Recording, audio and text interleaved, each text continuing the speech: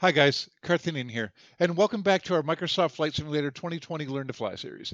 In this video, we're going to be going over what we'll need to have set up for the next series of lessons. First of all, let's ensure in the assistance settings we have the simulator set to true to life. We're going to be taking the training wheels off now that we're, well, training. Anyway, now that we've done that, for our flight plan, we're going to be using the default Cessna 152 and any kind of weight setup we want, as long as it's not overweight. Just remember, we won't have unlimited fuel anymore.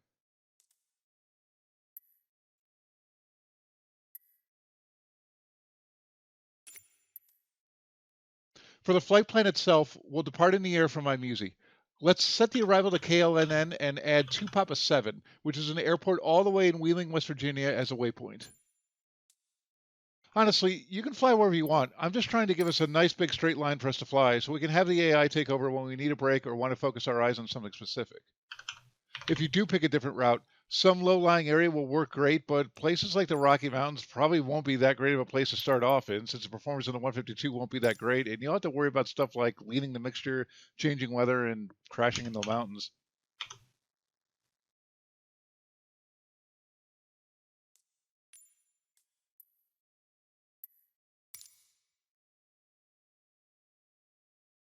Speaking of weather, we can fly in whatever weather we want as long as it's VFR. I'll be using live weather if it's nice outside when I record the video, otherwise I'll most likely use a clear skies setting. VFR stands for Visual Flight Rules. The requirements for VFR change depending on the type of airspace we're flying through. But for now, we just want to make sure we're flying in relatively clear weather away from the clouds. We'll need to be able to see where we're flying to by looking outside as well as see what's going on around us. We definitely don't want to fly in any kind of precipitation or icing conditions. Generally, if it's nice outside and not too cloudy below 10,000 feet, feel free to pick live weather. Otherwise, use one of the presets. Also, let's make sure we're flying during the day for now. Keep in mind the sim won't let you change the time of day or weather if you have live players turned on. Oh, and one other thing. You can't be afraid of the wind, Ensign. Even if it's pretty windy outside and or gusty, unless we're working on slow flight stalls or landings, don't be afraid to leave on live weather. In fact, if the winds are high in live weather, you may want to try some techniques both in live weather and the clear sky setting just to see the differences in how the plane handles and learn how to compensate for the wind. Feel free to play with live players on too. In my experience, collision detection is off for live players, though I don't know if that holds true for live or AI traffic. It's generally considered best practice in aviation to avoid flying into anyone else. Our cruising altitude should be around 5,000 feet. If we want to keep it official, the regulation for VFR flight above 3,000 feet in the US is to cruise at odd thousands of feet of altitude plus 500 feet for magnetic headings of 0 through 180 degrees, and even thousands of feet of altitude plus 500 feet for magnetic headings of 180 through 359 degrees.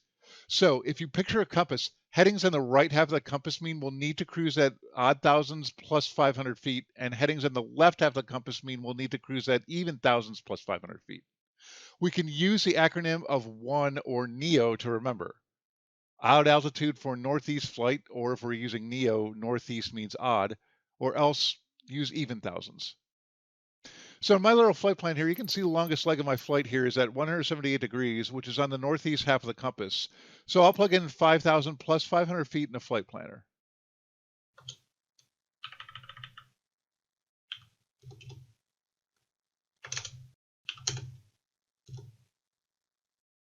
Note that when we get down near Wheeling, we'll need to descend down to 4,500 feet when we make our turn, since we'll be flying northwest, which is on the left half of the compass. But for these lessons, they won't be that long, so we won't really need to worry about that.